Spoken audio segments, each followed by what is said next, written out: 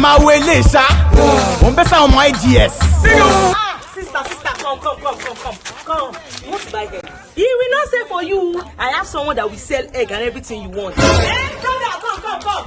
You will not say. The place I'm trying to tell you guys is Farkald Poultry. They have the best. See, they sell fresh egg, they sell chicken waste, they even sell chicken feet. They are the best place and they are located at Ifo junction in Ogun State. They are better than this one that will not sell any egg.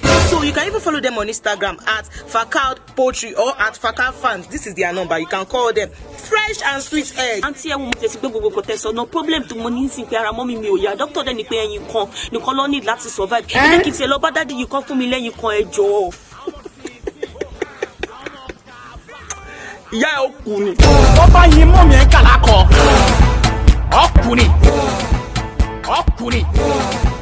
Ana washia. Àwọn YDS.